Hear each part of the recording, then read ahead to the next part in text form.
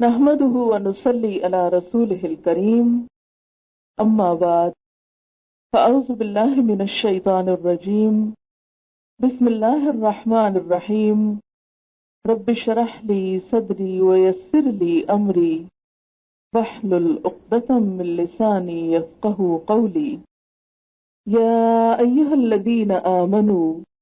إذا تداينتم بدين إلى أجل مسمى فاكتبوا وليكتب بينكم كاتب بالعدل ولا يأب كاتب أن يكتب كما علمه الله فليكتب وليملل الذي عليه الحق وليتق الله ربه ولا يبخس منه شيئا فإن كان الذي عليه الحق سفيها أو ضعيفا أو لا يستطيع أن يمل هو فليملل وليه بالعدل واستشهدوا شهيدين من رجالكم فإن لم يكونا رجلين فرجل وامرأتان ممن ترضون من الشهداء أن تدل إحداهما فتذكر إحداهما الأخرى ولا يأبى الشهداء إذا ما دعوا ولا تسأموا أن تكتبوه صغيرا أو كبيرا إلى أجله ذلكم أقسط عند الله وأقوم للشهادة وأدنى ألا ترتابوا إلا أن تكون تجارة حاضرة تديرونها بينكم فليس عليكم جناح ألا تكتبوها وأشهدوا إذا تبايعتم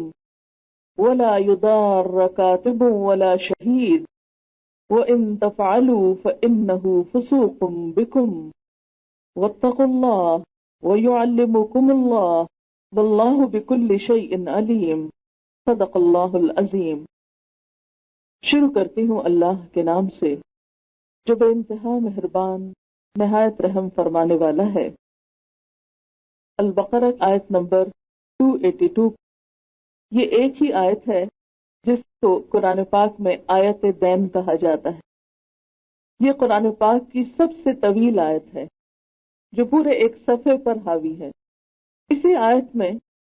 گواہی کا ذکر ہے اور خصوصاً عورتوں کی گواہی سے متعلق بات کی گئی ہے۔ آئیے اس کا ترجمہ سنتے ہیں، پھر اس کے مفہوم کو دیکھتے ہیں۔ ارشاد باری تعالیٰ ہے، اے لوگو جو ایمان لائے ہو، جب آپس میں قرض کا لین دین کرو ایک وقت مقرر تک تو اس کو لکھ لو، اور چاہیے کہ تمہارے درمیان کاتب عدل و انصاف کے ساتھ لکھے، اور کاتب کو لکھنے سے انکار نہ کرنا چاہیے جیسا کہ اللہ نے اس کو تعلیم دی ہے، سکھایا ہے۔ بس چاہیے کہ وہ لکھے، اور لکھوانا اس کو چاہیے جس پر حق ہو، اور اس کو اللہ سے ڈرنا چاہیے جو کہ اس کا رب ہے، اور اس میں سے لکھواتے ہوئے کسی بھی چیز کی کمی نہیں کرنا چاہیے۔ پھر اگر وہ شخص کے جس پر حق آ رہا ہے بے وقوف ہے، کم عقل ہے یا کمزور ہے، یا وہ لکھوانے کی صلاحیت نہیں رکھتا، تو اس کے ولی یعنی گارڈین کو چاہیے کہ وہ لکھوائے، اور وہ بھی عدل کے ساتھ لکھوائے، اور اپنے مردوں میں سے 2 مردوں کو اس پر گواہ بنا لو۔ پھر اگر 2 مرد نہ ہوں تو 1 مرد اور 2 عورتیں، ان میں سے جنہیں تم گواہوں میں سے پسند کرو۔ 2 عورتیں اس لیے کہ اگر ان میں سے ایک بھول جائے تو دوسری اس کو یاد کرا دے، اور گواہوں کو انکار نہ کرنا چاہیے جب بھی وہ بلائے جائیں یعنی گواہی دینے کے لیے، اور تم سستی نہ کرنا کہ تم لکھو اس کو، خواہ چھوٹا ہو یا بڑا ہو، یعنی اماؤنٹ چھوٹی ہو یا بڑی ہو، الی اجل، ایک وقت مقرر تک جس کا لین دین تم کر رہے ہو۔ یہ بات اللہ کے نزدیک زیادہ انصاف والی ہے اور گواہی کے اعتبار سے زیادہ پائیدار ہے، قائم رہنے والی ہے، اور قریب تر ہے اس بات کے کہ تم شک میں نہ پڑو، مگر یہ کہ ہو تجارت جو حاضر ہو، یعنی روزمرہ کی، جس کا تم آپس میں لین دین کرتے ہو، بس تم پر کوئی گناہ نہیں کہ تم اس کو نہ لکھو، اور گواہ بنا لو جب تم آپس میں لین دین کرو، اور نہ تو کاتب کو نقصان پہنچایا جائے اور نہ ہی گواہ کو کوئی ضرر پہنچایا جائے، اور اگر تم اس کو کرو گے تو یہ تمہارے لیے گناہ ہوگا، اور اللہ سے ڈرو اور اللہ تم کو سکھا دے گا، اور اللہ ہر چیز کو جاننے والا ہے۔ اس آیت کی روح سے ہمیں قرض کے لین دین یعنی مالی معاملات میں امت مسلمہ کو ایک اہم تعلیم دی جا رہی ہے۔ آپ سب جانتے ہیں کہ انسان مال کی محبت میں بہت شدید ہے۔ قرآن پاک میں بھی اس کے بارے میں فرمایا گیا کہ وَإِنَّهُ لِحُبِّ الْخَيْرِ لَشَدِيدٌ، کہ انسان مال کی محبت میں بہت شدید ہے۔ مال کو انسان کے لیے خیر بھی بتایا گیا، اور ایک دوسری آیت میں اسے فتنہ بھی کہا گیا۔ یہاں جو آیت میں نے کوٹ کی، اس میں حب الخیر، خیر کا لفظ مال کے لیے استعمال کیا گیا ہے، اور ایک دوسری جگہ پر فرمایا المال والبنون زینت الحیات الدنیا، دنیا کی زندگی کی زینت اور رونق بھی بتایا گیا۔ پھر انما اموالکم و اولادکم فتنہ بھی بتایا گیا۔ تو گویا مال انسانی زندگی کی ایک ضرورت ہے اور زندگی کو قائم رکھنے کا ایک ذریعہ ہے، جیسا کہ سورۃ النساء کی آیت نمبر 5 سے ہمیں پتہ چلتا ہے، جس میں کہا گیا کہ تم اپنا مال ایسے لوگوں کے حوالے نہ کرو کہ جو سمجھ بوجھ نہیں رکھتے، کیونکہ اس میں بھی اندیشہ یہ ہے کہ وہ اس کو ضائع کر دیں گے، اور مال جو ہے وہ زندگی کو قائم رکھنے کا ایک ذریعہ ہے۔ تو مال کی اہمیت سے کوئی بھی انکار نہیں کرتا، اور اس میں ہم دیکھتے ہیں کہ بسا اوقات مال کی وجہ سے انسانی تعلقات میں ایسی خرابی بھی پیدا ہو جاتی ہے کہ جس سے خون کے رشتے تک متاثر ہوتے ہیں۔ جہاں مال انسانیت کی بھلائی کے لیے استعمال ہوتا ہے، وہاں بسا اوقات مال کی وجہ سے بہت سے فتنے فساد بھی جنم لیتے ہیں۔ اس لیے اسلام نے زندگی کے اس اہم گوشے کو، اہم پہلو کو ایسے ہی نہیں چھوڑ دیا، بلکہ اس معاملے میں ہمیں بہترین رہنمائی دی۔ یہ بھی بتایا کہ مال کہاں سے کماؤ، کہاں سے حاصل کرو، اور کہاں استعمال کرو، کس کس کو تم دو اور کس کس کو نہ دو، اس کے لین دین کے معاملے میں۔ پھر آپس میں ادھار اور قرض کے معاملے میں بھی ہماری رہنمائی کی۔ عربی زبان میں قرض کے لیے 2 لفظ استعمال ہوتے ہیں، ایک تو خود لفظ قرض ہے اور دوسرا لفظ دین ہوتا ہے۔ قرض جو ہے یہ عام روزمرہ زندگی میں چھوٹا موٹا ادھار جسے کہتے ہیں، جو کیش اینڈ کائنڈ دونوں شکلوں میں ہوتا ہے، عاریتاً لی ہوئی چیزیں۔ ایک شخص کو کچھ تھوڑے بہت پیسے ضرورت پڑے، وہ ہمسائے سے ادھار لے آیا، یا کسی ساتھی سے کہیں راستے میں مثلاً ضرورت پڑی۔ لیکن ایک ہوتا ہے تجارتی لین دین یا بڑے قرضے جن کی باقاعدہ ڈاکیومنٹیشن ہوتی ہے اور اس پر باقاعدہ گواہ بنائے جاتے ہیں۔ تو گویا ایک تو عام قرضہ ہے، روزمرہ کا لین دین، اس معاملے میں عموماً کسی کو گواہ بنانے کی ضرورت نہیں ہوتی،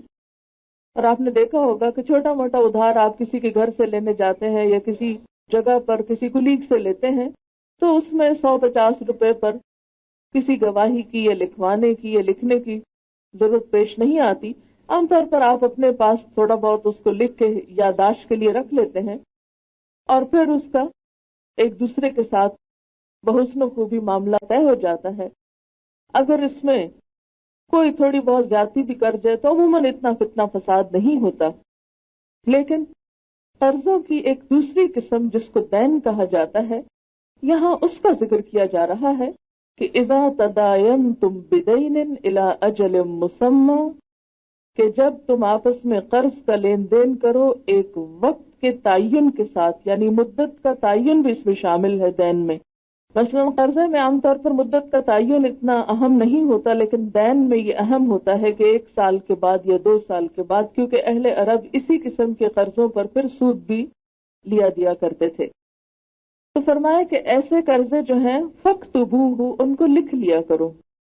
اور چاہیے کہ تمہارے درمیان کاتب جو ہے یا لکھنے والا جو ہے وہ عدل و انصاف کے ساتھ لکھے، کسی پر بھی زیادتی نہ کرے، کسی کے ساتھ ظلم نہ ہو،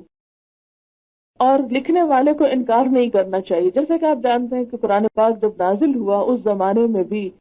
لکھنے والوں کی تعداد بہت کم تھی، اور خال خال کوئی دور پار لکھنے والا ملتا تھا،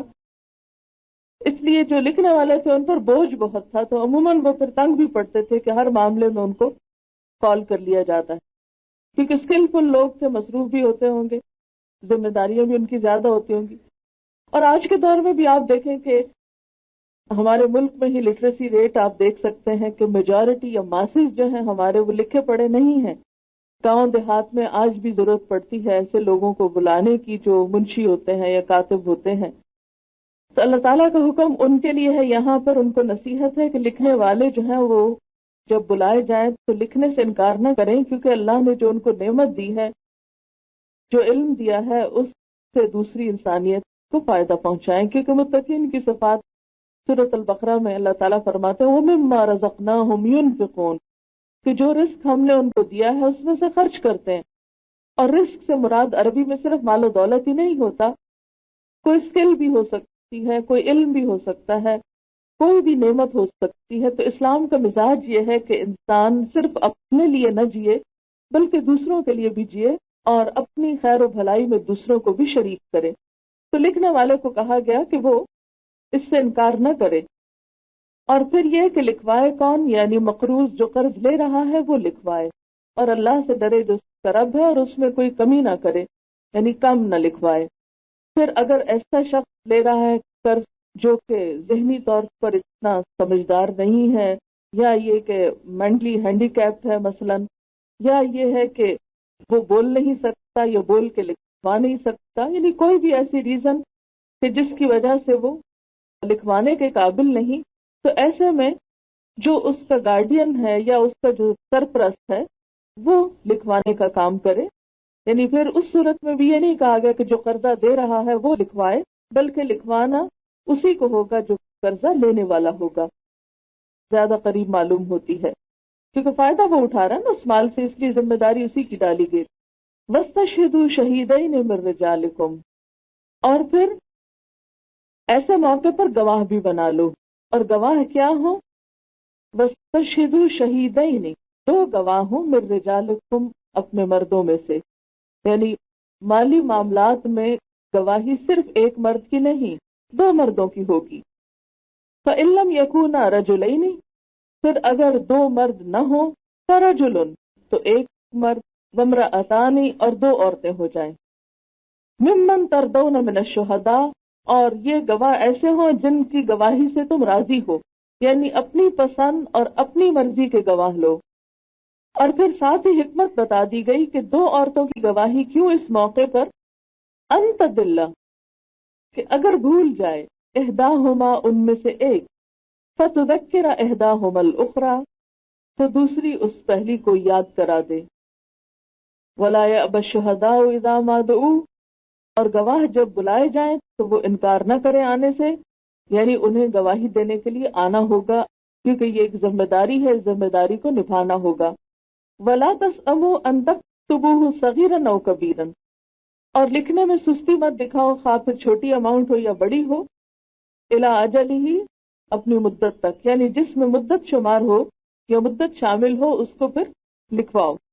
یہ اللہ کے نزدیک زیادہ انصاف والی بات ہے اور زیادہ درست بات ہے، اور اس میں شک میں پڑنے یا بھولنے کا امکان کم ہے۔ مگر یہ کہ روزمرہ کی لین دین اور تجارت ہو تو اس میں تم پر کوئی گناہ نہیں کہ تم اس کو نہ لکھواؤ، اور تم گواہ بنا لو جب بھی بڑے سودے کرو، اور نہ کاتب کو نقصان دیا جائے اور نہ گواہ کو، یعنی ستایا نہ جائے، ان کو پریشرائز نہ کیا جائے، ان کو دھمکیاں نہ دی جائیں، ان پر ناروا بوجھ نہ ڈالا جائے۔ اگر تم ایسا کرو گے تو یہ سخت گناہ کا کام ہے، اور اللہ سے ڈرو، اور اللہ تم کو سکھا دے گا معاملات کرنا، اور اللہ کو ہر چیز کا پتہ ہے۔ یہ تھا پوری آیت کا ایک ہلکا سا خلاصہ۔ اب میں اس میں سے خاص طور پر اس پورشن کو لوں گی جو عورتوں سے متعلق ہے۔ وَاسْتَشْهِدُوا شَهِيدَيْنِ مِن رِّجَالِكُمْ، گواہ بنانے کے لیے دو مردوں کو لو، اگر دو مرد نہ ملے، فَرَجُلٌ، تو ایک مرد ہو جائے، اور دوسری طرف 2 عورتیں ہو جائیں۔ اب اس میں عام طور پر اس آیت کے بارے میں خواتین کو ایک غلط فہمی ہوئی ہے، اور وہ یہ کہ شاید اسلام میں ان کا مرتبہ اور مقام کم ہے یا حیثیت کم ہے، اس وجہ سے شاید ان کے ساتھ یہ معاملہ کیا گیا ہے۔ اور کچھ اس دور میں خاص طور پر، یعنی یہ آیت تو 1400 سال پہلے اتری، لیکن 1400 سال میں کوئی ایک واقعہ بھی ایسا تاریخ میں رپورٹ نہیں کیا گیا کہ جس میں کبھی اس آیت کے سمجھنے میں کوئی مشکل پیش آئی ہو، یا کسی کو کوئی اعتراض ہوا ہو، یا کسی کی طرف سے کوئی ناراضگی کا اظہار ہوا ہو کہ اللہ تعالیٰ نے ایسا کیوں فرمایا ہے، کیونکہ یہ ایک تھیوریٹیکل مسئلہ تھا۔ مگر آج کے دور میں ہم مسلمانوں میں سے ہی کچھ لوگ دوسرے لوگوں کے افکار سے مروب ہو کر قرآن پر اس قسم کے اعتراضات کرنے لگے کہ عورتوں کو ایک حق سے محروم کیوں کیا گیا، یا یہ کہ عورت کے ساتھ یہ بہت بڑا ظلم ہو گیا، یا یہ کہ عورت کے ساتھ یہ ایک ڈسکریمنیشن ہے کہ اس کی گواہی جو ہے وہ مرد کے مقابلے میں کم رکھی گئی۔ بات یہ ہے کہ سب سے پہلے تو ہمیں اس بات کا فیصلہ کرنا ہوگا کہ آیا ہمیں اللہ کی بات پر اعتماد ہے یا نہیں۔ اگر اعتماد ہو تو معاملات بہت جلد سمجھ میں آ جاتے ہیں،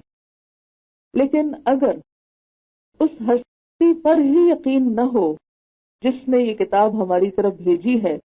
کہ وہ ہمارے حق میں رحمان اور رحیم ہے یا نہیں، یا مہربان ہے یا نہیں، تو پھر شاید معاملات کو سمجھنے میں کچھ دقت ہو۔ قرآن پاک میں ایک سورت ہے، سورت الحجرات، اس میں اللہ سبحانہ و تعالیٰ فرماتے ہیں، انما المؤمنون، بے شک مومن تو وہ ہوتے ہیں، الذین آمنوا باللہ ورسولہ،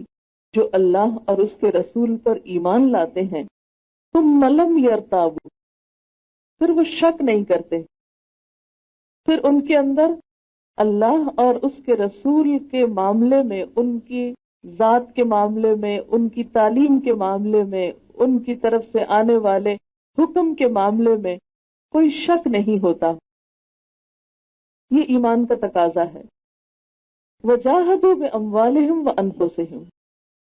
اور وہ اپنے مالوں اور جانوں کے ساتھ جہاد کرتے ہیں، فی سبیل اللہ، اللہ کے راستے میں۔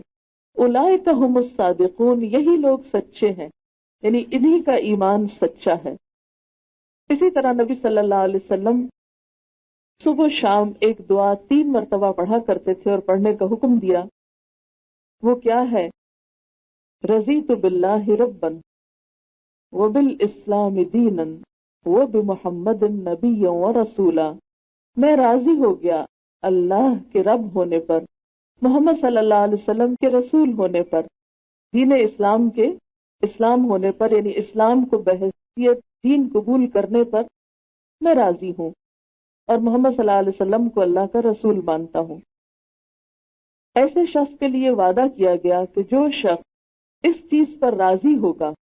قیامت کے دن اللہ بھی اس کو راضی کر دے گا اور اس سے خوش ہو جائے گا۔ لیکن اگر آج ہمارے دل میں اللہ تعالیٰ کے بارے میں یا اس کے کسی حکم کے بارے میں کوئی شک ہے یا ناراضگی ہے یا دل کی گھٹن ہے، یا اس کو قبول کرنے کا ہم اپنے اندر جذبہ نہیں پاتے، تو پھر ہمیں سوچنا چاہیے کہ قیامت کے دن اللہ کی رضا ہم کو کیسے حاصل ہوگی۔ لیکن اس کا یہ مطلب نہیں کہ قرآن پاک کی اگر کوئی آیت سمجھ میں نہیں آ رہی تو اس کو سمجھا نہ جائے، یا اس کی ڈیپتھ میں نہ جایا جائے، یا اس پر کوشچن نہ کیا جائے، یا اس کو سمجھنے کی کوشش نہ کی جائے، کیونکہ بلائنڈ فیتھ کا تصور اسلام میں نہیں ہے۔ اسلام نے ہمیں فکر کی، سوچ کی آزادی دی ہے کہ اگر کوئی بات سمجھ میں نہ آئے تو اس کو سمجھنے کے لیے سوال کیا جائے۔ قرآن پاک میں یہ آتا ہے، فَاسْأَلُوا أَهْلَ الذِّكْرِ إِن كُنتُمْ لَا تَعْلَمُونَ، اہل ذکر یعنی اہل علم سے سوال کرو اگر تم جانتے نہیں ہو۔ اسی طرح ہم دیکھتے ہیں کہ حضرت ابراہیم علیہ السلام نے اللہ تعالیٰ سے ایک سوال کیا تھا اور وہ کیا تھا؟ ایک بستی کو انہوں نے دیکھا تھا کہ وہ ختم ہو چکی ہے، تو ان کے دل میں خیال آیا کہ یا اللہ، تو اس کو کیسے زندہ کرے گا، تو مردوں کو کیسے زندہ کرے گا؟ حالانکہ ابراہیم علیہ السلام تو اللہ تعالیٰ کے دوست تھے، اللہ کے محبوب تھے، اور انہیں اللہ تعالیٰ کی ذات پہ کوئی شک نہیں تھا، ان کا یقین تو اتنا تھا کہ اس کی خاطر وہ آگ میں کود پڑے تھے، ان سے بڑھ کر ایمان کس کا ہوگا؟ لیکن اس کے باوجود ہر انسان کے اندر کچھ چیزوں کے اوپر جب حیرت ہوتی ہے تو ان کے بارے میں جاننے کی خواہش پیدا ہوتی ہے اور اس کو جاننا چاہیے۔ تو اگر ایک انسان نیک نیتی کے ساتھ اللہ تعالیٰ کے کسی بھی حکم کو جاننے کی کوشش کرتا ہے تو اس پر اسلام نہ تو کوئی ناراضگی کا اظہار کرتا ہے اور نہ ہی کسی قسم کی کوئی بدگمانی کرتا ہے، بلکہ اپریشیٹ کرتا ہے۔ ایسے کوشچنس کو انکریج کیا گیا ہے جو سمجھ بوجھ کے لیے ہوں، اسی لیے اچھے سوال کو آدھا دین بتایا گیا۔ یعنی آدھا دین جو ہے وہ تو انسان کو پڑھ کے سمجھ میں آ جاتا ہے یا جان کے، لیکن آدھا دین کیسے ملتا ہے؟ جب انسان اس پر سوال کرتا ہے، اس کو مزید جاننے کی کوشش کرتا ہے۔ اب یہ ہے کہ اگر ہم اسی نیت اور جذبے کے ساتھ اس آیت کا مطلب جاننے اور سمجھنے کی کوشش کریں گے تو یہ ساری کوشش ہمارے لیے ایک اجر کا ذریعہ بنے گی، درجے میں بلندی کا ذریعہ بنے گی، کیونکہ من یرد اللہ بہ خیرا یفقہہ فی الدین، اللہ جس کے ساتھ بھلائی کا ارادہ کرتا ہے اس کو دین کی سمجھ دے دیتا ہے۔ تو دین کے کسی معاملے کا سمجھ میں آنا یہ اللہ تعالیٰ کا ایک احسان ہوتا ہے، اس کے کرم نوازی ہوتی ہے بندے پر۔ اس لیے ہم سب اب اسی نیت اور جذبے کے ساتھ مل کر اس آیت کو سمجھنے کی کوشش کرتے ہیں کہ اس کا مفہوم کیا ہے۔ اس مفہوم کو سمجھنے کے لیے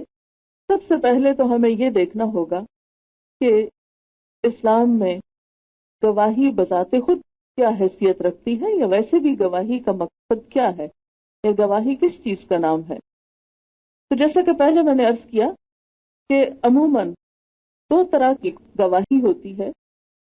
ایک تو واقعاتی ہوتی ہے اور ایک دستاویزی ہوتی ہے۔ واقعاتی کیا ہوتی ہے؟ دن بھر یا روز مرہ میں جو واقعات آپ کو پیش آتے ہیں ان پر آپ گواہ بنتے ہیں۔ مثال کے طور پر آپ کہیں روڈ پہ جا رہے تھے تو اچانک خدا نخواستہ کو حادثہ آپ نے دیکھا وہاں، تو یہ ایک واقعہ پیش آ گیا جس کے آپ چشمدید گواہ تھے۔ اور ایک ہوتی ہے دستاویزی گواہی کہ کوئی واقعہ اچانک نہیں پیش آیا بلکہ آپ نے خود ایک چیز کی ڈاکیومنٹیشن کی، جیسے قرض کے معاملات وغیرہ ہیں۔ اسی طرح ایک گواہی جو ہوتی ہے وہ معاشرتی ہوتی ہے اور ایک گواہی عدالتی ہوتی ہے۔ معاشرتی گواہی تو جیسے گھروں میں عام طور پر لین دین کر کے ایک دوسرے کے ساتھ گواہ بن جاتے ہیں، اور ایک گواہی ہوتی ہے جو عدالت میں بطور خاص جا کر کسی جھگڑے کے موقع پر دی جاتی۔ کئی موقعوں پر جب گواہ مقرر کیے جاتے ہیں تو بعض اوقات ان گواہوں کو بلانے کی بھی ضرورت نہیں پڑتی۔ مثلاً یہ کہ آپ گھر میں ہی بہن بھائیوں کے درمیان کوئی قرض کا معاملہ طے پا رہا ہے اور اس پر آپ ایک ڈاکیومنٹ لکھتے ہیں، گھر میں ہی بیٹھ کے دو بھائی اس پہ سائن کر دیتے ہیں یا آپس میں ایک چیز، تو اس میں نہ تو عدالت میں جانے کی ضرورت ہے، اور ہو سکتا ہے کہ وہ جس نے قرض لیا وہ ویسے ہی اس کو واپس کر دے اور گواہ بلانے کی کوئی ضرورت ہی پیش نہ آئے۔ لیکن واقعاتی گواہیاں جو ہوتی ہیں ان میں بعض اوقات حادثات، قتل، چوری، ڈاکہ، زنا اور مختلف جو جرائم ہیں ان پر کسی شخص کا اچانک وہاں موجود ہونا، تو ایسے میں جو حدود سے متعلق چیزیں ہیں وہ گواہی الگ ہے، اور کچھ مالی معاملات ہیں اور کچھ خاندانی معاملات ہیں۔ آپ یوں سمجھے کہ تین طرح کے معاملات ہو سکتے ہیں۔ نمبر ایک خاندانی معاملات، نمبر دو مالی معاملات جو بازار کی دنیا سے تعلق رکھتے ہیں، اور نمبر تین واقعات یا حدود جس میں چوری، ڈاکہ اور جرائم وغیرہ شامل ہیں جو کرمنل لا سے تعلق رکھتے ہیں۔ جہاں تک خاندانی معاملات کا تعلق ہے جس میں نسب، رضاعت اور رشتوں کی پہچان وغیرہ آتی ہے، ان میں عورت کی گواہی جو ہے وہ قبول بھی کی جاتی ہے اور ایک عورت کی گواہی بھی لے لی جاتی ہے۔ مثال کے طور پر ولادت کے موقع پر مرد حضرات تو نہیں ہوتے، کسی بچے کی پیدائش کے موقع پر اگر اس میں کوئی جھگڑا ہو گیا ہے تو عورت ہی اس موقع پر عموماً موجود ہوتی ہے، جیسے کبھی کئی جگہوں پر دائی یا نرس یا ڈاکٹر یا جو بھی. تو مثلاً اس بات پر کہ بچہ زندہ پیدا ہوا تھا یا مردہ پیدا ہوا تھا تو وغیرہ وغیرہ، اس طرح کی کئی ایک چیزیں، کیونکہ اس میں پھر آگے تو اس میں کون گواہی دے گا؟ عورت گواہی دے گی، اور ایک عورت کی گواہی بھی کافی ہے، کیونکہ اللہ تعالیٰ نے مرد اور عورت کے درمیان جو تقسیم رکھی ہے گھر اور باہر کی دنیا کی، تو یہ ان کی بنیادی ذمہ داریوں میں عورت کا جو دائرہ کار ہے وہ اس کا گھر ہے، اور اس کی پرائمری رسپانسبلٹی یا بیسک رسپانسبلٹی اس کا گھر ہے. اور ایک باہر کی دنیا ہے جس میں پرائمری جو رول ہے وہ مرد ادا کرتا ہے، یا بنیادی ذمہ داری جو ہے وہ مرد کی، اور وہ باہر کی دنیا ہے جس میں تجارت، لین دین اور دوسرے کام آتے ہیں. اب آپ دیکھیے کہ جو خاندانی زندگی جس میں عورت کا ایک بنیادی رول ہے، یہاں اس کی گواہی کو بھی بڑی اہمیت حاصل. وہاں ایک عورت کی گواہی بھی کافی ہے، کسی دوسری عورت کی ضرورت نہیں. اسی طرح رضاعت کا معاملہ ہے. رضاعت کا مطلب ہوتا ہے دودھ پلانا. مثلاً حضرت عثمان رضی اللہ تعالیٰ عنہ کے دور میں ایک واقعہ ایسا پیش آیا کہ ایک گاؤں میں 3 کپل ایسے تھے کہ جن کو ایک عورت نے دودھ پلایا تھا. ان سب بچوں کی وہ ایک دائی تھی، کیونکہ آپ جانتے ہیں عرب کا ماحول، حضور صلی اللہ علیہ وسلم کی سیرت میں بھی آپ نے پڑھا کہ آپ کو دودھ پلانے کے لیے بچپن میں باہر کے قبیلے میں بھیج دیا گیا تھا. حلیمہ سعدیہ نے آپ کو دودھ پلایا. یہ عرب کے کلچر کا ایک حصہ تھا کہ ایک عورت کئی بچوں کو بیک وقت دودھ پلایا کرتی تھی. تو اس میں وہ عورت اکیلی آئی اور اس نے کہا کہ میں نے ان سب بچوں کو دودھ پلایا تھا، یہ باہم رضائی بہن بھائی ہیں اور انہوں نے آپس میں شادی کر لی، شاید انہیں اس معاملے کا علم نہیں، لیکن میں اس پر گواہ ہوں. تو اس عورت کی اکیلی ایک گواہی پر ان سب کے نکاح کو فسخ کیا گیا، کیونکہ رضائی بہن بھائی کا بھی آپس میں نکاح نہیں ہو سکتا. اسی طرح ایک اور واقعہ ہمیں ملتا ہے کہ جس میں کچھ عورتیں کسی محفل میں بیٹھی ہوئی تھی، ایک بچہ کپڑے میں لپٹا ہوا سو رہا تھا کہ اچانک ایک عورت وہاں سے گزری اور اس کا پاؤں اس بچے پر آ گیا اور وہ اس کی وہیں پر ڈیتھ ہو گئی. تو اس میں اب ظاہر قتل کا ایک مقدمہ تھا، وہاں کوئی مرد نہیں تھا. تو اس میں اب ظاہر قتل کا ایک مقدمہ تھا، وہاں کوئی مرد نہیں تھا. تو صرف عورتوں کی گواہی بھی وہاں پر قبول کی گئی، اور اس بنیاد پر اس عورت پر دیت لازم آئی، کیونکہ قتل خطا میں دیت ہوتی ہے، یعنی خون بہا دینا ہوتا ہے. اگر کسی نے جان کے نہیں بھی مارا لیکن انسانی جان کی حرمت اتنی ہے کہ اس کا کچھ نہ کچھ صلہ ضرور دیا جاتا ہے جو میت کے وارث ہوتے ہیں. لیکن اس موقع پر بھی ایون قتل کے معاملے میں بھی کوئی دوسرا مرد چونکہ وہاں نہیں تھا تو صرف عورتیں تھیں، تو عورتوں کی گواہی بھی لی گئی. بتانے کا مقصد، یہ مثال دینے کی غرض یہ ہے کہ وہ معاملات جو ایک عورت کی دنیا سے تعلق رکھتے ہیں اس میں عورت کی گواہی جو ہے وہ معتبر ہے. پھر دوسری طرح کے معاملات آتے ہیں جو بازار کی دنیا سے یا تجارتی دنیا سے تعلق رکھتے ہیں. بنیادی طور پر اسلام نے یہ ذمہ داری چونکہ مردوں پہ ڈالی ہے، مردوں کو اس کا ذمہ دار ٹھہرایا، اس لیے اس معاملے میں بنیادی طور پر گواہ مرد ہی ہوتے ہیں، انہی کے درمیان لین دین ہوتا ہے. لیکن یہ نہیں کہا گیا کہ عورت بوقت ضرورت وہاں گواہ نہیں بن سکتی. فرمایا کہ اگر کوئی ایسا معاملہ ہو رہا ہے خاندان کے درمیان یا کسی باہر کی کسی پارٹی کے ساتھ کوئی بزنس لون دیا جا رہا ہے، تو ایسی صورت میں اس کی ڈاکیومنٹیشن جب ہو تو 2 مردوں کو گواہ بناؤ. وہاں بھی آپ دیکھیں ایک مرد نہیں ہے، 2 ہیں، کیونکہ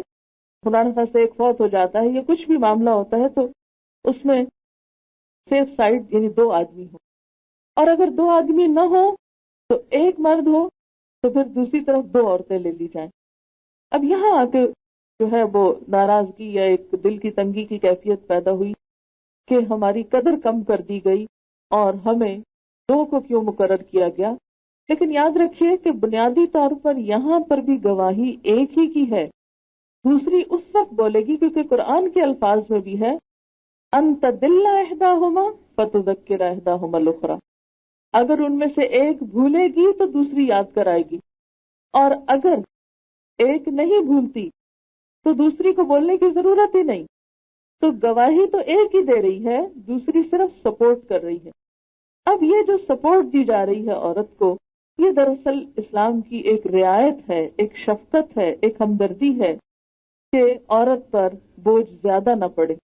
اور کسی بوجھ کو اٹھانے میں اگر دو لوگ مل جائیں تو آسانی ہو جاتی ہے یا مشکل؟ آسانی ہو جاتی ہے. اللہ تعالیٰ ہمارے لیے آسانی چاہتا ہے اور ہم اس پہ ناراض ہوتے ہیں. یہ بالکل ایسے ہی ہے کہ جیسے اگر آپ کو ایک میز اٹھانا ہے اور ایک طرف آپ کا بیٹا ہے اور دوسری طرف بیٹی ہے، تو عموماً آپ کیا کریں گے کہ کسی دوسری بچی کو یا کسی اور کو کہیں گے بہن کی مدد کرو، کیوں اس سے اتنا بوجھ اٹھوا رہے ہو. اور دوسری طرف ایک لڑکا بھی اپنی جسمانی قوت کی وجہ سے کافی، اب یہ کہنا کہ ایک بہن کے ساتھ دوسری بھی لگ جائے، یہ نعوذ باللہ اس کے ساتھ کوئی ڈسکریمنیشن نہیں ہو رہی، بلکہ اس کے اوپر ایک رحمت و شفقت کا معاملہ ہے، اس کی ایک مخصوص پوزیشن کو سامنے رکھتے ہوئے. کیونکہ کچھ چیزیں ایسی ہیں کہ جو عورت کے وجود پر بوجھ ہوتی ہیں، کچھ اس کے ذہن پر بھی بوجھ ہوتی ہیں. یعنی جس طرح عورت جسمانی طور پر آپ دیکھیں کہ کبھی وہ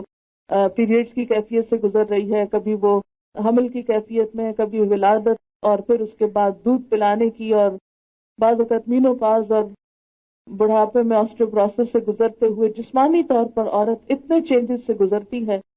کہ اسلام نے اس پر اس طرح کے بوجھ نہیں ڈالے. اور جب یہ ان کیفیات سے گزرتی ہے تو صرف یہ جسمانی کیفیات میں تبدیلی نہیں آتی، بلکہ اس کے ساتھ ساتھ اس کی ذہنی کیفیات میں بھی تبدیلی آتی ہے، جس کے اس وقت سائنٹیفک پروفز موجود ہیں جو قرآن نے نہیں دیے بلکہ اس دنیا نے دیے ہیں جو قرآن کو نہیں مانتے. ان کا میں لیٹر آن ذکر کروں گی، لیکن یہاں صرف اتنی بات جاننا ضروری ہے کہ ایک معاملے کو اگر آپ پازیٹیولی دیکھیں گے تو اسی میں خیر کا پہلو بھی نظر آ سکتا ہے آپ کو، اور ایک کو اگر ناراضگی یا بدگمانی کی نظر سے دیکھیں گے تو اسی شخص کے اندر آپ کو ایک عیب بھی نظر آ سکتا ہے. مثلاً کہا جاتا ہے کہ ایک بادشاہ جو تھا اس نے ایک خواب دیکھا کہ اس کے سارے دانت گر گئے. اس نے ایک نجومی کو بلایا اور کہا کہ تم میرے خواب کی تعبیر کرو. تو اس نے خواب کی تعبیر یہ کی کہ تمہارے سارے رشتہ دار مر جائیں گے. وہ بہت ناراض ہوا. اس نے ایک اور شخص کو بلایا اور اس کو کہا کہ تم میرے خواب کی تعبیر بتاؤ. تو اس نے کہا بادشاہ آپ اتنی لمبی زندگی پائیں گے، اپنے سارے رشتہ داروں سے بات تک جئیں گے. اب آپ دیکھیں کہ صرف ایک جملے میں یہ کہ ایک نے کہا کہ تمہارے سارے رشتہ دار مر جائیں گے اور دوسرے نے کہا تم لمبی زندگی پاؤ گے، تو بات تو ایک ہی ہے، لیکن بات کا جو انداز ہے یا سوچ کا جو فرق ہے، اس نے بات کا جو مزہ ہے یا جو انداز ہے وہ بالکل بدل کے رکھ دیا. بالکل اسی طرح اگر ہم اس گواہی کی آیت کو بھی اس نقطہ نظر سے دیکھیں کہ یہ اللہ تعالیٰ نے ایک عورت کو سہولت دی ہے تو ہمیں اس پر شکر گزاری کے جذبات آئیں گے. اور اگر ہم اس کو دوسری نظر سے دیکھیں گے کہ اس میں ہماری قدر و قیمت کم کر دی گئی تو ظاہر ہے کہ پھر ناراضگی کے جذبات ہوں گے، اور اللہ اور اس کے رسول سے ناراض ہو کر ہمارا بنے گا تو کچھ نہیں، دین ایمان کا نقصان ہی ہوگا. پھر اس میں آپ دیکھیں کہ یہ جو بات ہے یعنی کہ آدھی گواہی جس کو بولا جاتا ہے، یہ آدھی نہیں ہے، یہ بھی ایک غلط ٹرم ہے. گواہی پوری ہی ہے، صرف بھولنے کی شکل میں دوسری خاتون بولے گی. اس میں بھی ایک واقعہ ملتا ہے. امام شافعی کی والدہ جو تھی وہ کسی موقع پر حاضر ہوئی. جج نے جب گواہی لینا چاہی تو دو عورتوں کی گواہی کو کہا کہ دونوں بولو. تو انہوں نے کہا کہ قرآن نے دو کو اکٹھا بولنے کے لیے نہیں کہا، گواہی ایک ہی دے گی. اگر ایک بھولے گی تو دوسری ساتھ دے گی، اگر وہ نہیں بھولے گی تو ایک کی گواہی کافی ہے. یہاں ایک اور بھی قانونی نقطہ یہاں سامنے آتا ہے کہ اگر دو مرد گواہی دے رہے ہوں اور ان میں سے ایک بھول جائے اور دوسرا یاد کرائے تو ان کی ساری گواہی ساقط ہو جاتی. یعنی اگر دو مردوں کی گواہی میں درمیان میں اختلاف پڑ جائے تو وہ گواہی ساری رد ہو جاتی ہے. مثلاً ایک شخص گواہی دیتا ہے کہ میں نے دیکھا کہ فلاں شخص قتل کر رہا تھا. اب اسی مقدمے کا دوسرا گواہ کہتا نہیں وہ قتل نہیں کر رہا تھا، وہ تو کچھ اور کر رہا تھا. تو کیا ہوگا؟ مقدمے کی صورت بدل جائے گی. یہ رعایت اللہ نے عورت کو دی ہے کہ اگر دو عورتیں آپس میں وہاں اختلاف بھی کر جاتی ہیں تو مکمل طور پر گواہی رد نہیں کی جاتی. اس میں دوسری عورت کی تصحیح کو یا دوسری عورت کی یاد دہانی کو ریجیکٹ نہیں کیا جاتا،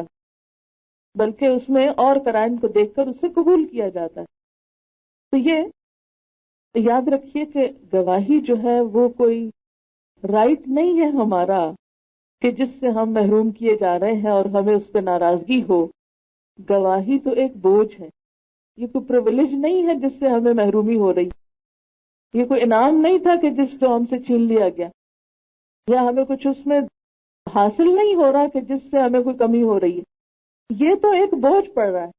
اور آپ ذرا سا امیجن کریں کہ آج بھی دنیا میں جتنے ممالک ہیں ان سب کی عدالتوں کا آپ سروے کر لیں کہ ہر روز دن میں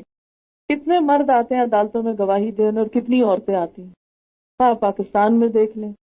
یا انگلستان میں دیکھ لیں یا امریکہ میں دیکھ لیں، کہیں کی بھی دنیا بھر کی۔ کیوں؟ اس لیے کہ یہ ایک بہت ذمہ داری کا اور ایک بہت بوجھ کا کام ہے جس میں بڑے بڑے مرد پڑھنے سے گھبراتے ہیں۔ کہاں یہ کہ ایک عورت جو ہے وہ اس پر ناراضگی کا اظہار کرے کہ مجھے یہ موقع کیوں نہیں دیا گیا کہ میں کسی کی گواہی دوں۔ آپ دیکھیں کہ چھوٹے چھوٹے جو گھر میں معاملات ہوتے ہیں اس میں بھی اگر آپ کو کہیں گواہی دینی پڑے تو عام طور پر آپ کتراتے ہیں کہ میں نہیں بولتی، کسی اور کو پوچھو، مجھے پتا ہے لیکن میں چپ رہوں گی۔ یا آپ کسی کو کہتے ہیں کہ جاؤ فلاں کو یہ بات بتا دو، حالانکہ چشمدید گواہ آپ خود ہوتے ہیں۔ تو گھریلو اور خاندانی گواہیوں میں بھی ہم عموماً بچنے کی کوشش کرتے ہیں۔ کہاں یہ کہ انسان عدالتی گواہیوں میں اپنے آپ کو پیش کرے اور اس کو یہ سمجھے کہ اگر مجھے موقع نہیں ملا تو شاید میرے ساتھ کوئی بہت بڑا ظلم کر دیا گیا ہے۔ علاوہ ازیں گواہی دینے میں دو عورتوں کو ایک ساتھ رکھنے کی ایک مصلحت یہ بھی ہو سکتی ہے کہ ان کو گھبراہٹ اور پریشانی نہ ہو جو اکیلے تنہا ہونے کی صورت میں عورت کو لاحق ہو سکتی ہے، خصوصاً جبکہ وہ ایک قاضی اور جج کے سامنے گواہی کے لیے پیش ہو اور اسے قاضی اور وکیل کی طرف سے اٹھائے گئے سوالات اور جرح کا سامنا بھی ہو۔ ظاہر ہے کہ جب اس کے ساتھ کوئی دوسری مددگار عورت موجود ہوگی تو اس کے لیے فائدہ ہوگا، اسے ڈھارس بندھے گی، اسے حوصلہ ملے گا۔ ایک اور وجہ یہ بھی ہو سکتی ہے کہ کمرہ عدالت میں اگر جج تنہا ہو تو اس کے پاس کسی عورت کا تنہا جانا، خواہ شہادت دینے کے لیے کیوں نہ ہو، یہ درست بات نہیں، کیونکہ اسلام اس چیز کو کنڈم کرتا ہے کہ ایک مرد اور عورت کہیں پر تنہا ہو، کیونکہ اس میں کئی خرابیوں کا اندیشہ ہوتا ہے۔ پھر عام طور پر آپ دیکھیے کہ ہمارے معاشرے میں اکثریت خواتین کی ایسی ہے کہ جو بازار بھی اکیلے جانا نہیں چاہتی، اور کوئی نہیں تو ایک بچہ بھی ساتھ مل جائے تو لے جانے کو بہتر سمجھتی ہیں بنسبت اس کے کہ وہ اکیلے جائیں۔ اور وہ خاتون جو بازار جاتے ہوئے گھبراہٹ کا شکار ہوتی ہے، یہ کسی اہم کام کے وقت اسے اگر یہ کہا جائے کہ وہ تنہا گواہی کے لیے نکلے تو کیا یہ اس کے لیے ایک مشکل کام نہ ہوگا، ایک پریشانی کی بات نہ ہوگی؟ اسلام نے حقیقت میں عورت پر ظلم نہیں کیا، صرف اس کو ایک سپورٹ دی ہے۔ اور یہ سپورٹ کس وجہ سے ہے؟ عورت کی جو مختلف کیفیات اس پر گزرتی ہیں اس کی وجہ سے اس کے اندر جو فزیکل اور مینٹل چینجز آتی ہیں اس میں بھولنے کا عنصر مرد کی نسبت عورت میں زیادہ ہے۔ کچھ سال پہلے ٹائمز میگزین میں ایک ریسرچ کی گئی جس کا رزلٹ یہ تھا کہ عورت اپنے ریزن کو ایموشن سے الگ نہیں کر سکتی، یعنی ہر معاملے میں اس کے ایموشنز انوالو ہو جاتے ہیں، جبکہ مرد جب وہ فیصلہ کوئی کرنے لگتے ہیں یا کوئی بات کرنے لگتے ہیں تو عموماً جذبات سے عاری ہو کر بات کرتے ہیں۔ ان کے اندر صلاحیت ایسی ہے کہ ریزن اور ایموشن کو الگ کر لیتے ہیں، جبکہ عورت ایسا کرنے کو مشکل پاتی ہے۔ مثلا آپ دیکھیں کہ اگر آپ کو کہیں گواہی کے لیے بلایا جائے اور آپ کو یہ پتا چلے کہ یہ شخص جو ہے یہ غریب ہے اور میری گواہی سے اس کو بڑا نقصان ہو جائے گا، اس پہ جرمانہ پڑ جائے گا، تو آپ اس پہ ترس کھا کے چاہے سچی گواہی کیوں نہ ہو دینے کو نہیں پسند کریں گی۔ اسی طرح اگر آپ کو یہ پتا چل جائے کہ میری وجہ سے اس شخص کی گردن اڑا دی جائے گی تو آپ ایک ذہنی اذیت سے گزریں گے۔ بعض اوقات ایسا ہوتا ہے نا کہ جہاں ہم سچ بول آتے ہیں بعد میں آ کے پچھتاتے رہتے ہیں کہ نہ ہی بولتے یہ سچ، کیونکہ اس سچ نے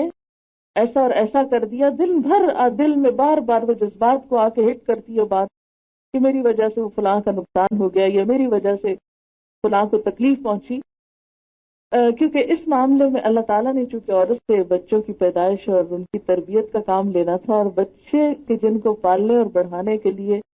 جذبات اور محبت اور ایموشنز کی بہت ضرورت ہوتی ہے، اس لیے اللہ نے ایک ضرورت کے تحت وہ بہتات رکھ دی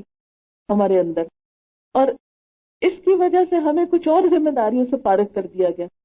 مثلا ہم پہ جمعے کی نماز فرض نہیں کی گئی، ہمیں باجماعت مسجد میں جا کر نماز پڑھنے کا کوئی حکم نہیں کہ تم ضرور جاؤ۔ ہاں یہ کہ اکا دکا جیسے حرم میں آپ جاتے ہیں کہیں اپنے ایمان کے لیے، جب آپ کا کبھی دل چاہے آپ کی چوائس پر ہے تو اس کے لیے اجازت ہے، لیکن یہ نہیں کہا گیا کہ 5 وقت اگر نماز مسجد میں نہیں پڑھو گے تو تمہاری شامت ہے۔ اس کے برعکس مردوں کے لیے اتنا سخت حکم ہے کہ آپ صلی اللہ علیہ وسلم نے ایک موقع پہ فرمایا میرا دل چاہتا ہے کہ میری جگہ نماز کوئی اور پڑھائے، تکبیر ہو جائے اور میں جا کے ان لوگوں کے گھروں کو آگ لگا دوں، لوگ مسجد میں نہیں آتے اور گھروں میں نماز پڑھتے ہیں، یعنی اتنا سخت مردوں کے لیے حکم ہے۔ لیکن عورت کے لیے کوئی ایسی پابندی نہیں، جیسے جیسے سہولت پاتی ہے افضل وقت میں نماز پڑھ لے تو اس کے لیے بہتر ہے۔ پھر اسی طرح یہ ہے کہ عیدوں کے موقع پر بھی اس کی اپنی چوائس، اگرچہ اس کو انکریج کیا گیا لیکن اس کو لازم نہیں کیا گیا۔ اسی طرح یہ ہے کہ جہاد کے لیے یعنی قتال کے لیے جنگوں میں عورت کو جانے پہ مجبور نہیں کیا گیا۔ ہاں صحابیات میں سے ازواج مطہرات میں سے ہم دیکھتے ہیں کہ ہر جنگ کے موقع پر کوئی نہ کوئی ایک چھوٹا سا گروپ خواتین کا اپنی چوائس سے ضرور جاتا تھا، لیکن اس میں مجبور نہیں کیا گیا۔ اور اس وقت بھی آپ دیکھتے ہیں کہ آپ کے جو مرد حضرات ہیں جتنے مشکل جنگی کام وہ کرتے ہیں، اگر ان کی جگہ آپ کو کرنے پڑے آپ سوچ سکتے ہیں کہ کتنے مشکل مرحلوں سے وہ سب گزرتے ہیں۔ تو اگر اللہ تعالیٰ نے عورت پر یہ بوجھ نہیں ڈالا تو یہ آپ کی رعایت اور سہولت کے لیے اور آپ کے اوپر ایک رحمت اور شفقت کے طور پر اس بڑی ذمہ داری سے آپ کو محفوظ رکھا گیا۔ لیکن یہ یاد رکھیے کہ جو کام عورت کرتی ہے وہ آج تک کسی مرد نے نہیں کیا۔ مثلا بچے کی پیدائش اور تربیت کا کام مرد انجام نہیں دے سکتا، اور اپنی ذمہ داری کے نبھانے کی وجہ سے عورت جو ہے وہ مرد پر 3 درجے فوقیت رکھتی ہے جب وہ ماں بنتی ہے۔ ایک حدیث میں آتا ہے کہ ایک شخص آ کر یہ پوچھتا ہے کہ اللہ کے رسول صلی اللہ علیہ وسلم سب سے زیادہ میرے حسن سلوک کا مستحق کون ہے؟ تو آپ فرماتے ہیں تیری ماں۔ پھر پوچھتا ہے تو آپ یہی جواب دیتے ہیں۔ تیسری مرتبہ پھر آپ یہی جواب دیتے ہیں۔ چوتھی مرتبہ کہتے ہیں کہ تمہارا باپ۔ اس معاملے میں تو کبھی کسی باپ نے آج تک یہ نہیں کہا کہ اسلام نے ہمیں ماں سے کمتر کیوں رکھا اور ماں ہی کو سب کچھ کیوں دے دیا گیا۔ اور جیسے کہ ایک اور حدیث میں آتا ہے کہ ماں کے قدموں تلے جنت ہے، تو کبھی کسی نے یہ شکایت نہیں کی کہ ہمارے قدموں تلے جنت کیوں نہیں ہے۔ تو بات یہ ہے کہ جہاں مرد کی ذمہ داریاں زیادہ ہیں وہاں ان کا درجہ زیادہ ہے، اور جہاں عورت کی ذمہ داریاں زیادہ ہیں وہاں عورت کا درجہ زیادہ ہے۔ اب اس میں آپ دیکھیں کہ یہ جو میں نے ابھی ذکر کیا تھا کہ عورت کے اوپر جو ایسے مختلف حالات گزرتے ہیں کہ جن سے اس کی جو میموری ہے وہ متاثر ہوتی ہے، کیونکہ یہاں بھی بیسیکلی بھولنے کی بات کی گئی ہے کہ اگر بھول جائے یعنی بھولنے کی وجہ سے اس کو سپورٹ دی گئی ہے۔ یہ نہیں کہا گیا کہ وہ کمتر ہے مرد کے مقابلے میں اس وجہ سے، یا اس کا کوئی سٹیٹس نہیں اس وجہ سے اس کو سپورٹ دی جا رہی ہے، نہیں، بھولنے کی وجہ سے۔ بھولنے کا احتمال مردوں کی نسبت کیوں زیادہ ہے عورت میں؟ اس میں پہلی تو منسٹریشن آتا ہے، اس دوران عورت 150 سمپٹمز محسوس کرتی ہے۔ سائیکائٹری ان پریکٹس اپریل 1983 کے جرنل کے مطابق 40% عورتیں کسی نہ کسی طرح پری مینسٹرل سنڈروم یا حیض کے آنے سے قبل 8 یا 10 دن کی کیفیت سے گزرتی ہیں، یعنی ساری عورتوں میں سے 40% عورتیں جو ہیں وہ کسی نہ کسی ہلکی پھلکی تکلیف سے گزرتی ہیں پیریڈ شروع ہونے کے 8 سے 10 دن پہلے۔ 80% عورتوں کو جسم میں درد، پیٹ میں تکلیف وغیرہ کی شکایت رہتی ہے۔ ایک جرنل جس کا نام سائیکولوجیکل میڈیسن ہے، اس کے مطابق حیض سے پہلے کچھ دنوں میں عورت چڑچڑے پن، ڈپریشن اور ٹینشن، بے چینی، سستی، اکیلے پن کا احساس، بلا وجہ رونا اور موڈ میں تبدیلی جیسی کیفیات سے گزرتی ہے۔ ایک اور رپورٹ جس کا نام PMS سنڈروم ہے، اس کے مطابق ان دنوں عورتوں کے لیے ہمدم متوجہ ہونا مشکل ہوتا ہے اور یادداشت بھی کسی حد تک کمزور ہوتی ہے، یعنی باقی ساری سمپٹمز میں سے ایک سمپٹم اس کی یادداشت کا متاثر ہونا بھی ہے۔ تو اس سے کیا پتہ چلتا ہے کہ قرآن نے اگر یہ کہا کہ اللہ تعالیٰ نے ہم کو بنایا نا، اور یہ قرآن بھی اس نے اتارا ہے، اس سے بڑھ کے ہمیں کون جانتا تھا۔ تو چونکہ ان دنوں میں عورت کی یادداشت متاثر ہوتی ہے، اب ہو سکتا ہے کہ ایک عورت ایسی کیفیت میں ہو اور اس کو گواہی کے لیے بلایا جائے اور وہ اپنی اس تکلیف کی وجہ سے کچھ بھول جائے، تو ایک دوسری عورت کو ساتھ رکھا گیا کہ وہ اس کو پھر ایسے موقع پر یاد دہانی کرا دے۔ پھر اسی طرح مس کیریجز جو ہوتے ہیں خواتین میں، یعنی حمل کا ضائع ہو جانا، حمل میں سے 1/5 پریگننسی ضائع ہو جاتی ہے، یعنی اوور آل جو اس کا سروے کیا گیا، جس کے ذہنی اور جسمانی اثرات ہوتے ہیں، یعنی اس کے بعد بھی عورت ایک ایموشنل سیٹ بیک کا شکار ہوتی ہے یا ایک شوق کی کیفیت میں جاتی ہے، یا وہ عرصہ جو ہے وہ اس کے لیے کسی بھی طور پر خوشگوار نہیں ہوتا۔ پھر اسی طرح پوسٹ پارٹم ڈپریشن جو ہے، اس میں حمل کے دوران کے علاوہ وضع حمل کے بعد بھی 2/3 عورتیں ڈپریشن محسوس کرتی ہیں۔ یہ ڈپریشن وضع حمل کے بعد یعنی بچے کے پیدائش کے بعد پہلے یا تیسرے مہینے میں کبھی بھی ڈیولپ ہو سکتا ہے، 1 سال کی مدت تک برقرار رہ سکتے، یعنی بچے کی پیدائش کے 1 سال بعد تک یہ ڈپریشن کی کیفیات جو ہیں وہ پیدا ہو سکتی ہیں۔ اس میں بھی مختلف طرح کی کیفیات ہوتی ہیں، جیسے بے چینی، تھکن یا نیند کا نہ آنا۔ اس میں بھی عورت کو مستقل حوصلہ افزائی کی ضرورت رہتی ہے، یعنی اس کو شوہر کی طرف سے یا دوستوں کی طرف سے یا رشتہ داروں کی طرف سے ایک انکریجمنٹ کی ضرورت رہتی ہے۔ وہ چھوٹی چھوٹی باتوں کے لیے دوسروں کی مدد مانگتی ہے، جذباتیت کا یا موڈز کا بھی شکار ہوتی ہے۔ یہ جو کیفیت ہے، خاص طور پر یہ ورڈز قابل غور ہیں کہ چھوٹی چھوٹی باتوں میں دوسروں کی مدد کی ضرورت محسوس کرتی ہے۔ اب یہ جو قرآن نے کہا کہ دوسری اس کو یاد کرا دے، تو یہ بھی اسی میں یہ چیز آتی ہے کہ اس کو ایک نیچرلی ایک سپورٹ چاہیے ہوتی ہے۔ پھر مینوپاز کا جو عرصہ ہوتا ہے، یعنی سن یاس جس کو کہتے ہیں، آفٹر 40 جو ہوتا ہے، اس میں بھی پیری مینوپاز اس دور کو کہتے ہیں جو حیض کے مکمل طور پر ختم ہونے سے پہلے کے 2 سے 8 سال ہیں۔ عام طور پر کہتے ہیں کہ یعنی مڈ 40s میں یہ شروع ہو جاتا ہے۔ خواتین ویری کرتی ہیں، کچھ خواتین کو اس سے پہلے بھی ہو سکتا ہے، اور ہر ملک کی یہ عمر کی جو مدت ہے یہ مختلف ہے۔ عموماً 48 سے 52 کے دوران مینوپاز ہوتا ہے، تو اس کے 2 سے 6 سال جو ہیں وہ بہت ہی اہم ہوتے ہیں۔ اس میں اس کی کیفیات جو ہے وہ عورت محسوس کرنے لگتی ہے، اور اس میں بھی میموری لاس کا شکار ہوتی ہے۔ پھر اسی طرح ایک اور فٹ پریگننسی میگزین ہے، اس کے 1998 کے ایشو میں ایک رپورٹ چھپی جس میں بتایا گیا کہ تحقیقات کے مطابق اب یہ بات ثابت ہو چکی ہے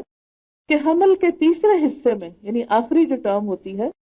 6 مہینے سے 9 مہینے کی مدت تک، حاملہ عورت کا دماغ چھوٹا ہو جاتا ہے۔ برطانوی محققین نے 10 حاملہ عورتوں کے دماغ کا اسکین کیا، ایک بار حمل کے تیسرے حصے میں اور دوبارہ یہی اسکین وضع حمل کے بعد، انہیں پتا چلا کہ ان عورتوں کا دماغ حقیقتاً شرنک ہوا، یعنی 10 کی 10 کا جن کے اوپر یہ ایکسپیریمنٹ کیا تھا ان کا دماغ شرنک ہوا اور پھر ڈیلیوری کے بعد اپنے نارمل سائز پہ آ گیا۔ وجہ یہ بتائی گئی کہ حمل کے دوران برین سیلز کا والیوم کم ہو جاتا ہے، کیونکہ وہ ساری توجہ جسم کی کس پر ہوتی ہے؟ ایک نئی زندگی کی پروڈکشن پر۔ ریسرچرز نے یہ اندازہ لگایا کہ یہ دماغ کا چھوٹا ہونا ہارمونز کے امبیلنس کی وجہ سے بھی ہو سکتا ہے، مگر یہ امید ظاہر کی کہ مزید تحقیقات سے یہ معلوم ہو جائے گا کہ ایسا کیوں ہوتا ہے، لیکن یہ فیکٹ ہے کہ اس کے دماغ پر اثر پڑتا ہے۔ یونیورسٹی آف سدرن کیلیفورنیا کے ایک سائیکالوجسٹ کی تحقیق کے مطابق یہی بات سامنے آئی کہ حاملہ عورتوں کا بیہیویئر متاثر ہوتا ہے، اور یہ کہ کئی قسم کی انفارمیشن کو ریٹین کرنے یا یاد رکھنے کی صلاحیت نارمل سے بہت کم ہو جاتی ہے۔ انہوں نے حاملہ عورتوں کو یہ نصیحت کی کہ وہ اپنے ساتھ ایک نوٹ بک رکھا کریں جس میں وہ ساری باتیں یاد دہانی کے طور پر لکھ لیا کریں، اور یہ کہ ہر چیز کی ایک مخصوص جگہ بنا لیا کریں، مثلاً چابیوں وغیرہ کی، تاکہ ان کو پریشانی کا سامنا نہ کرنا پڑے، کیونکہ یہ بھی ایک نیچرل سا جس میں عورت کا اپنا کوئی عمل دخل نہیں ہوتا،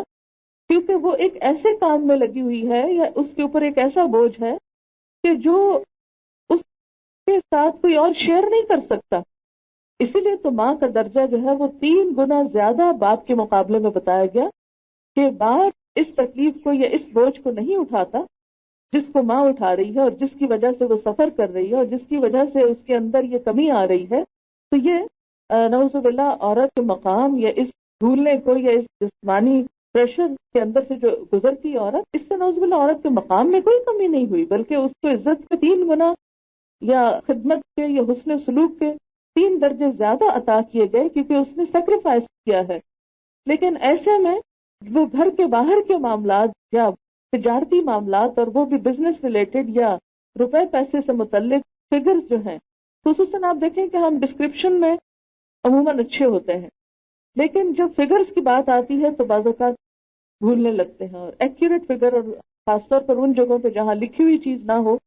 اور زبانی کوئی گواہی دینا ہو، تو ایسی صورت میں بھول چک ہو جاتی ہے.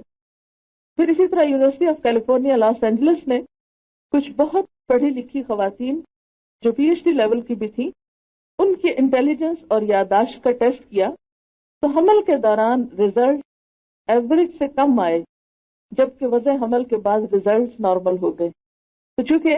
عورت ان کیفیات سے گزرتی ہے، اور جو عورت اس کیفیت سے نہیں گزرتی وہ اپنے آپ کو ویسے ادھورا پاتی. یعنی ہر عورت کی خواہش ہوتی ہے کہ خواہ وہ 1 مرتبہ یا 1 سے زیادہ مرتبہ ماں بننے کے عمل سے گزرے، اس میں وہ بہت پراؤڈ فیل کرتی ہے کہ اس کے بچے ہیں، اور اگر اللہ تعالیٰ کے کسی فیصلے کی وجہ سے وہ اس نعمت سے محروم رہتی ہے تو وہ الگ طور پر ایک اور ڈپریشن کا شکار ہو جاتی ہے. تو چونکہ عورت کا ایک دائرہ کار مختلف ہے، اس کی ذمہ داریاں بھی اسلام نے مختلف رکھی. اگر اسلام نے اس پر ایک اور بوجھ ڈالا تو اس کو کچھ اور بوجھوں سے نجات دی. اس لیے ان کیفیات کو ہم باوجود کوشش کے بدل نہیں سکتے. یعنی یا تو عورت سے یہ ذمہ داری واپس لے لی جائے کہ وہ ماں نہ بنے، یا یہ کہ وہ پیریڈز کے اس سے نہ گزرے، یا پریگننسی کے مختلف ادوار ہیں ان سے نہ گزرے. آپ خود سوچیں کہ اگر کسی بھی عورت کو آرٹیفیشلی اس چیز سے محروم کر دیا جائے تو اس کے لیے کس قدر تکلیف ہو سکتی ہے، اور اس میں اس کے لیے کیا حسن اور کیا بہتری ہو سکتی ہے. اور دوسری صورت یہ ہے کہ عورت کو دوسرے جو فرائض اور ذمہ داریاں ہیں ان کا بوجھ ہلکا کر دیا جائے. یعنی 2 میں سے ایک کام ہو سکتا ہے. ایک تو یہ کہ عورت کو عورت نہ رہنے دیا جائے، جو عورت والی اس کی ساری سمپٹمز ہیں وہ ختم کی جائیں تاکہ اس کے اندر سے وہ بھولنے کی یا اس کی جو کمی بیشی کے جو معاملات ہیں وہ درست ہو سکیں. اور دوسرا یہ ہے کہ عورت کو عورت رہنے دیا جائے اور اس سے باہر کے بوجھ کچھ کم کر دیے جائیں. میرا خیال ہے اللہ تعالیٰ نے جو ہمارے لیے پسند کیا ہے ہمیں بھی اسی پہ راضی ہو جانا چاہیے، اور ایسی چیزوں کو اعتراض کی نظر سے یا بدگمانی کی نظر سے دیکھنے کی بجائے سمجھنے کی کوشش کرنی چاہیے، تاکہ ہم دنیا میں بھی ایک خوشحال اور پرامن زندگی بسر کر سکیں اور ہماری آخرت بھی بہترین ہو. آج اگر ہم اللہ کے فیصلوں پر راضی ہوں گے تو کل اللہ تعالیٰ ضرور پوچھیں گے کہ بندے تو بتا تیری رضا کیا ہے. وآخر دعوانا ان الحمدللہ رب العالمین. يا أيها الذين آمنوا إذا تداينتم بدين إلى أجل مسمى فاكتبوه وليكتب بينكم كاتب بالعدل ولا يأب كاتب أن يكتب كما علمه الله فليكتب وليملل الذي عليه الحق وليتق الله ربه ولا يبخس منه شيئا فإن كان الذي عليه الحق سفيها أو ضعيفا أو لا يستطيع أن